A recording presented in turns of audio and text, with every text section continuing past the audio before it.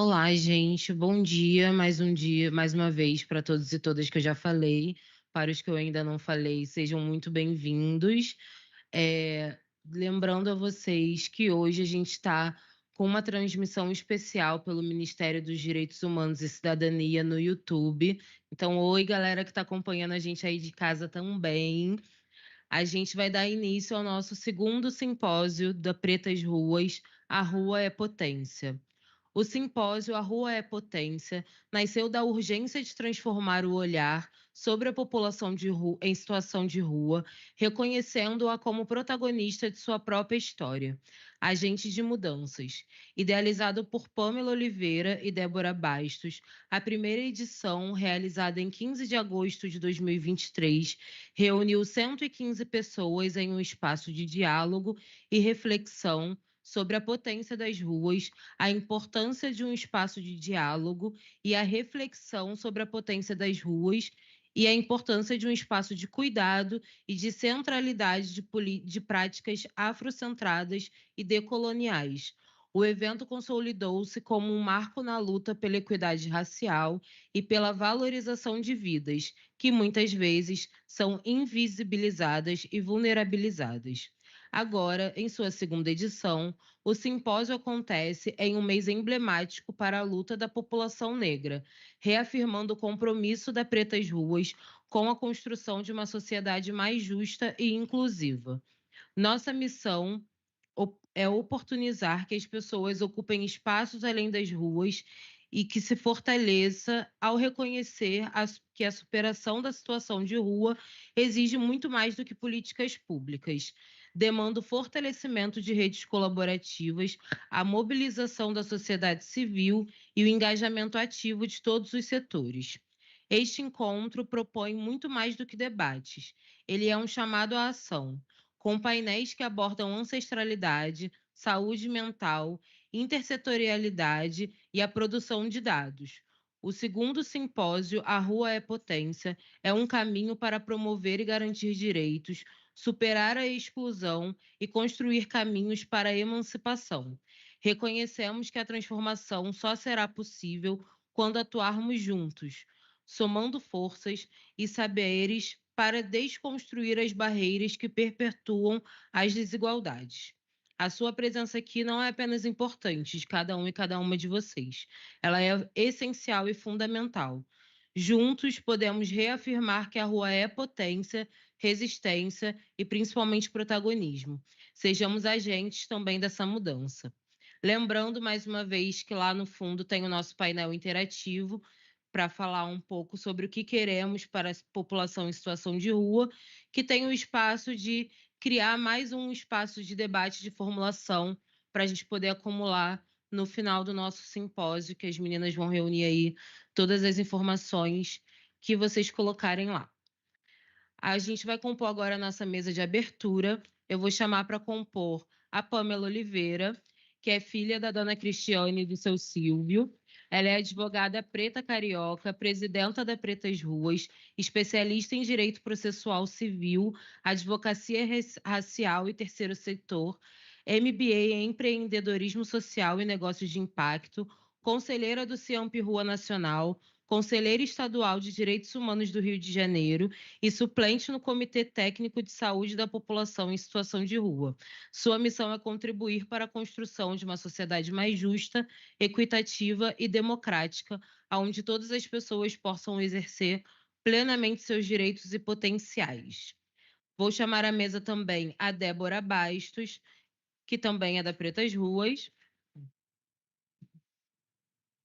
filha dos ancestrais Jurema e Newton, a mãe da Júlia e a primeira mulher de sua família a cursar o ensino superior, filha de Oxum Opará, cria da Baixada Fluminense e da periferia, romancista, enfermeira e psicodramatista, especialista em saúde mental, supervisora geral de enfermagem do IMPP, professora, redutora de danos, representante titular do Comitê Técnico de Saúde da População de Rua no Ministério da Saúde em Brasília, vice-presidente da Pretas Ruas, ativista pela equidade socio-racial e militante antimanicomial, integrante da Abaiomi Juristas Negras, criadora do psicodrama étnico-racial das encruzilhadas para pessoas em situação de rua, como pesquisadora, foca na saúde mental em população negra. Vou chamar para participar também o Vitor Meirelles. Vitor?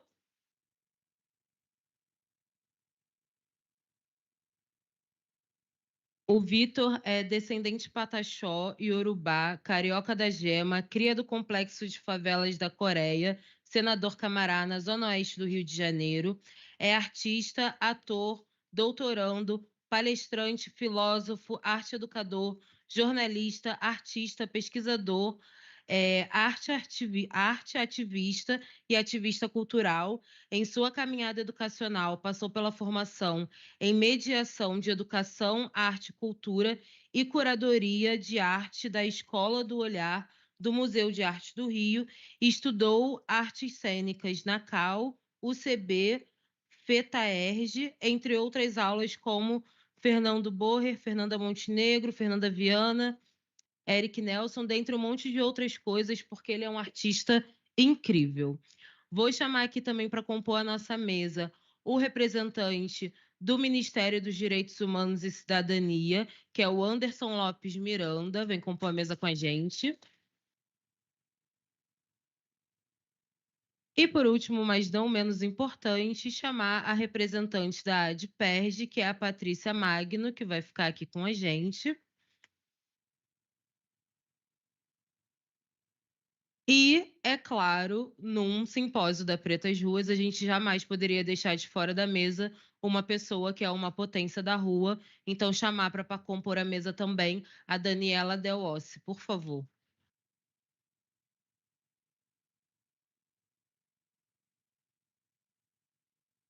Gente, mesa composta, a palavra está com a Pamela. Bom simpósio para nós. Bom dia, todas as pessoas presentes. É uma alegria estar aqui. Peço licença de PERJ, né, essa casa que está nos recebendo.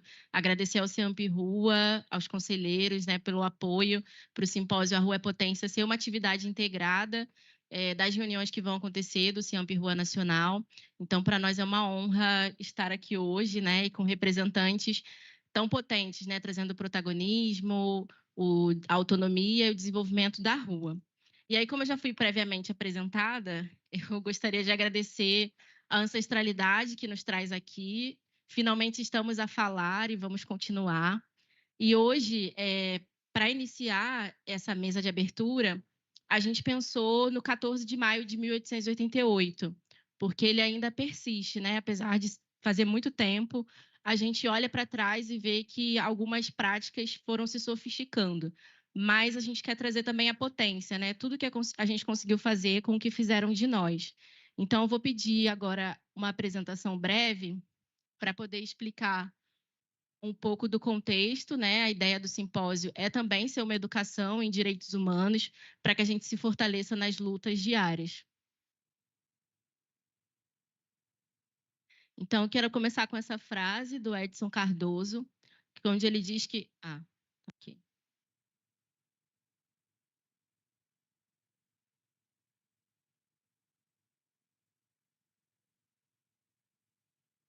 Guardando o compartilhamento aqui.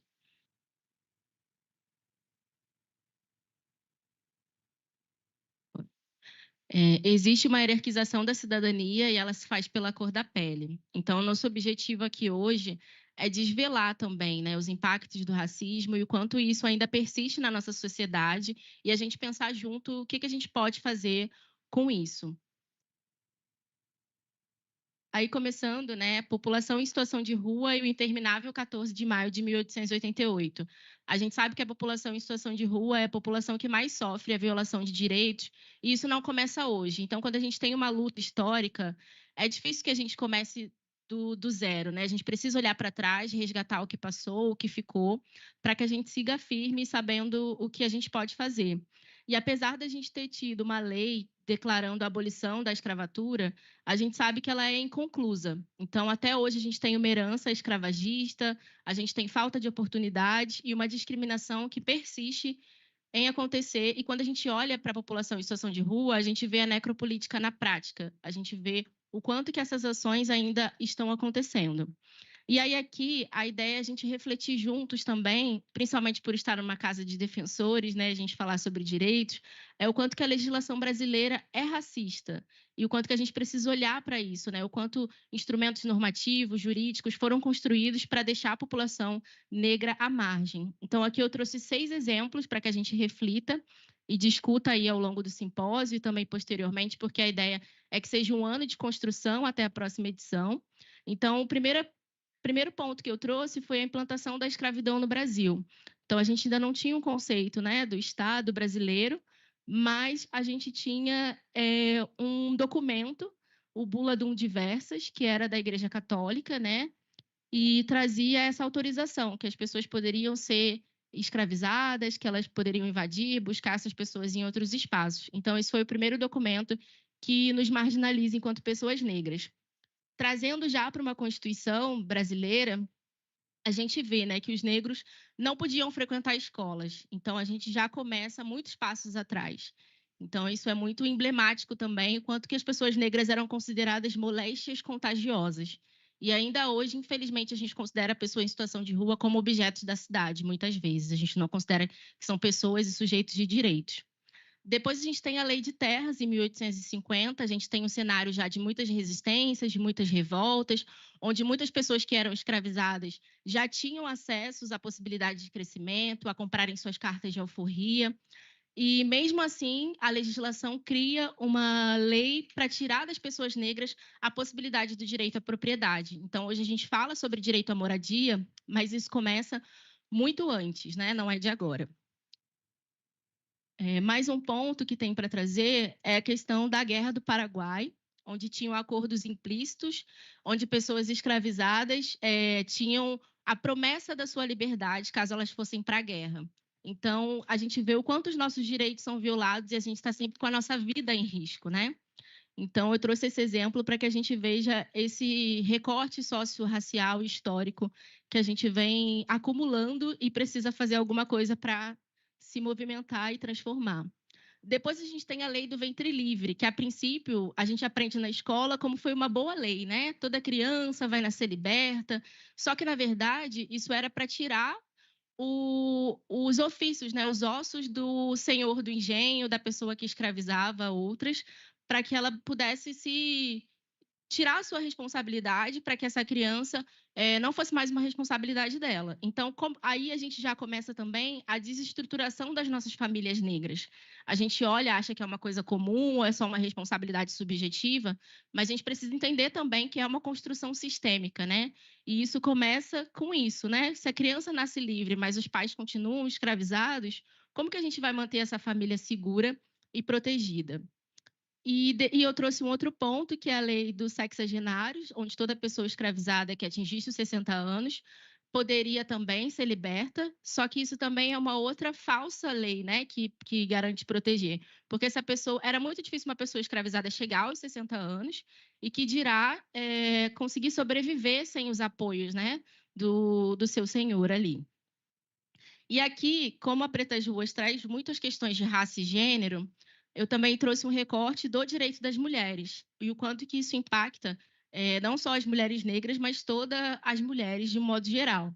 Então, a gente tem muitas coisas assim para refletir a princípio, mas eu não quero me estender, estou aqui olhando meu horário para que todo mundo consiga falar, mas a ideia é contextualizar principalmente esse papel da mesa, então eu trago um recorte, né, de 1827, onde meninas podiam frequentar a escola, mas se fossem meninas negras não poderiam. Então, quando a gente olha para os dados hoje de analfabetismo, isso reflete muito ainda do quanto que as pessoas não podiam acessar as escolas. Só em 1932 as mulheres conseguiram direito a voto. Então, isso é muito emblemático também da gente não ter representatividade de mulheres nos espaços de poder e de saber. Em 1962, a gente tem novamente um direito, né, que é o direito da mulher casada, que podia ter herança e dos seus filhos, e o quanto isso foi sendo muito tutelado pelo Estado, né? E aqui a nossa proposta é gerar a emancipação social coletiva. Então, olhar para essas legislações, para esse histórico socio-racial que temos, é importante para que a gente reflita e construa as novas possibilidades de existência. Só em 1988, teoricamente, a Constituição Federal garantiu, né? Somos todos iguais perante a lei, mas será que somos? E aí eu acho que a reflexão ao longo do simpósio a gente vai poder ter mais informações sobre isso. Em 2006, a gente tem a Lei Maria da Penha. Novembro é muito emblemático também para a luta das mulheres, então não poderia deixar de mencionar o quanto que essa legislação busca coibir essa violência, né? E o quanto que ela é importante para que a gente proteja. E aí, pensando na atualidade, principalmente no nosso recorte aqui, que é a população em situação de rua, quais são esses direitos que de fato garantem uma proteção integral para as mulheres que estão em situação de rua? Será que isso acontece? E aí a ideia aqui é a gente fazer mais perguntas do que resposta, que eu acho que isso nos leva a caminhos muito melhores, né? De construção.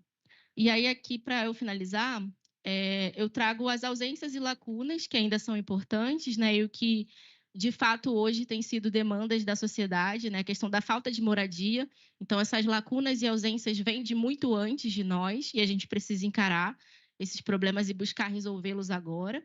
A assistência em saúde, o quanto que a nossa saúde ficou à margem, esquecida, e hoje ainda é, principalmente essa saúde integral, saúde mental da população em situação de rua.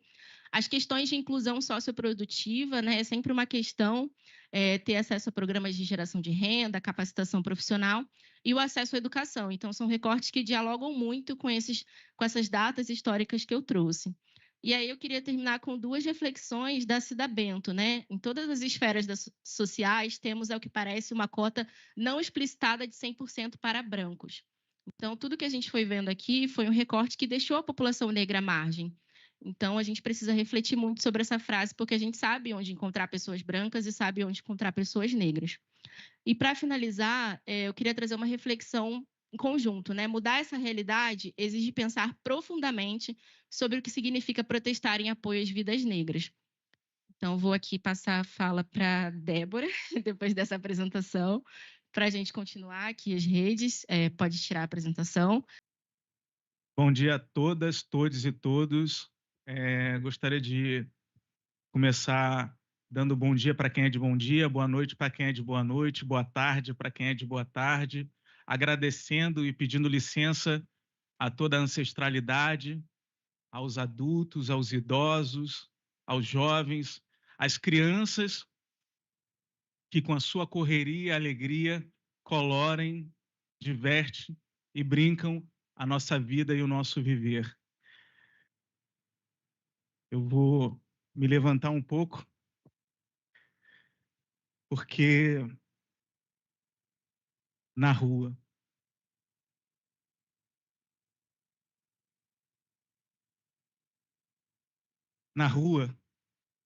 o adiantar da hora, no adiantar da hora, o disparo é na carne preta.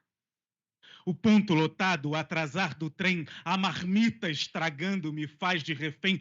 Tudo é marca de corrente. É navio negreiro. O estalar ele já não é mais do chicote. O tronco moderno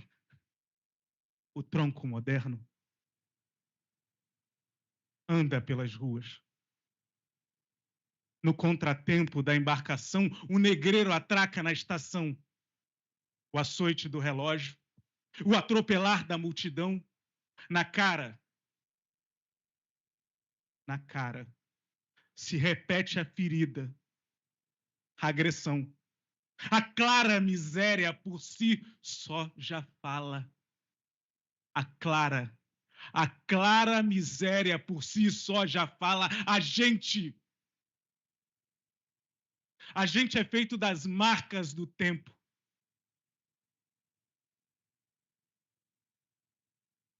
Morreram.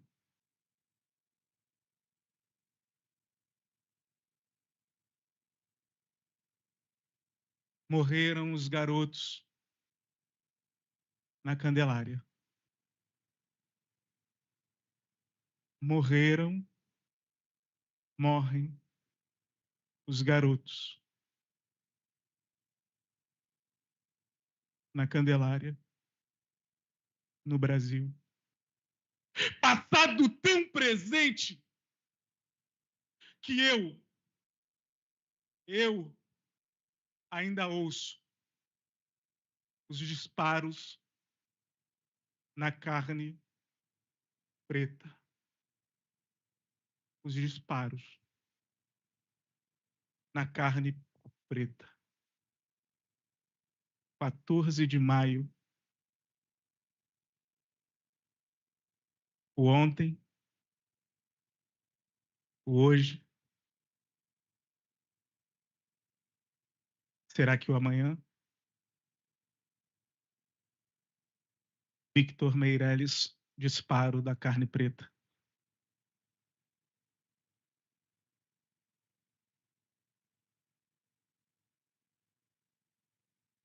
Eu sou Victor Meirelles, ator nas redes sociais, mas o Victor Meirelles, ator, ele não seria Victor Meirelles, ator, se não fosse toda a ancestralidade. Se não fosse Lilian Meirelles, minha mãe, se não fosse meus avós ancestrais, Leda Maria, Maria Martinha, se não fosse os pataxós, os iorubás, eu não seria Victor Meirelles. Esse homem negro não retinto, de 1,70 m, usando um óculos de aro fino, uma calça jeans, uma camisa com o símbolo do Arte Faz Parte e um casaco de tecido africano. E eu aqui hoje agradeço a todos que estão presentes, a todos que aqui vão passar, a todos que passaram por aqui e a todos que aqui ainda vão passar. E nesse caminhar da minha fala, eu queria dizer que se as palavras têm sentido, vocês acreditam que as palavras têm sentido? Vocês acreditam? Acreditam? As palavras têm sentido? Se elas têm sentido, então não as interprete. Sinta. No dia 14 de maio, eu saí por aí. Eu não tinha trabalho, nem casa, nem para onde ir. Levando a senzala na alma. Eu subi a favela, pensando em um dia descer. Mas eu nunca desci. Zanzei, Zonzo e todas as zonas da grande agonia. Um dia com fome, no outro sem ter o que comer, sem nome, sem identidade, sem fotografia. O mundo me olhava, mas ninguém queria me ver.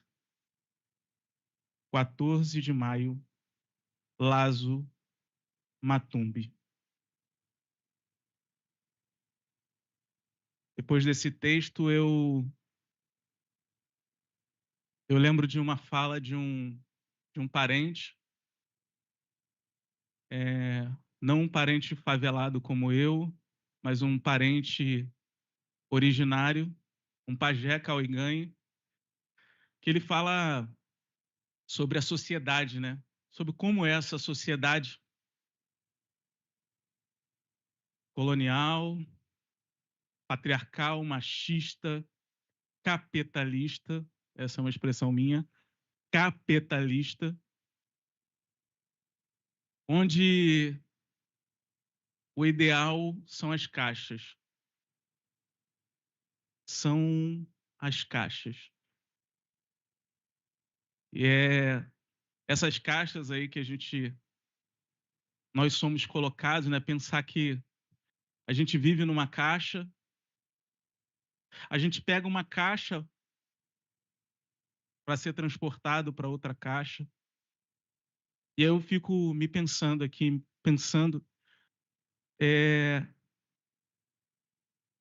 onde que os viventes da rua estão? Porque dentro dessa sociedade das caixas, por que eles estão fora delas? E minha passagem aqui, agradeço a Pretas Ruas, agradeço a Associação da Defensoria, a todos vocês. Eu acho que a minha passagem aqui é mais para causar a certeza da dúvida que eu tenho. A certeza da dúvida que um outro parente, ontem a gente estava junto, e aí ele falou do futuro, né? Que o futuro é uma ficção. Porque o amanhã talvez nunca chegue.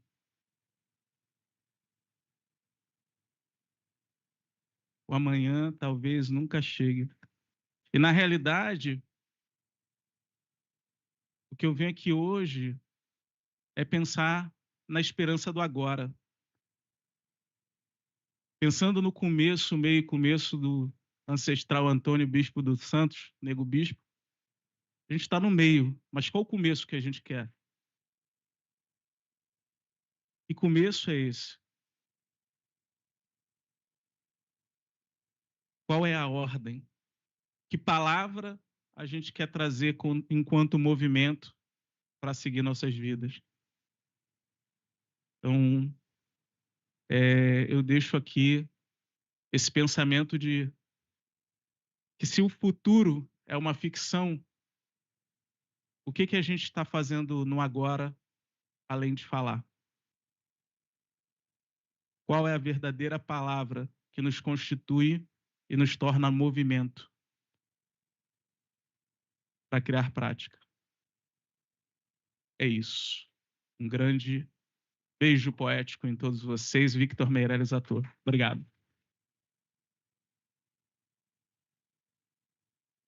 Incrível, depois dessas considerações do Vitor, acho que é importante que a gente encerre, né, para pensar, para sentir a potência dessa mesa de abertura.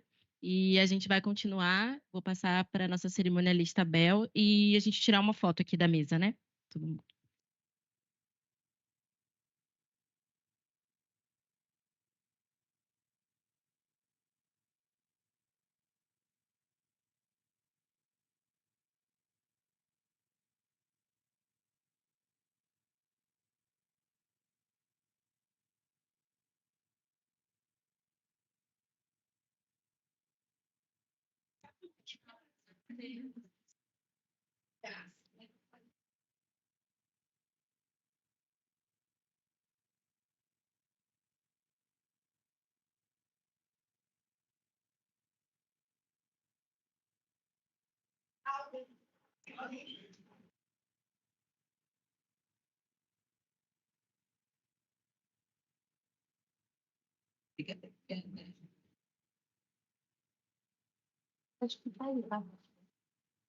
Obrigada. Victor Meirelles. Ainda em tempo, eu gostaria de dizer que tem coisas, tem tempo que passa com as coisas. Tem coisas que passa com o tempo. Mas tem coisa que fica com o tempo. Mas se ainda não há tempo, ainda não existe coisas. E falando no tempo de hoje, eu gostaria de dizer para vocês que, para mim, esse tempo se fez presente e eu vi e senti borboletas voando, corações se aconchegando, distâncias se encurtando, dedos se entrelaçando. E encontrar com todos vocês, para mim, foi borboletas em mim voando. Victor Meirelles, ator. Muito obrigado. Um beijo grande para todos vocês. Obrigada. Encerrado o simpósio. Meio e começo.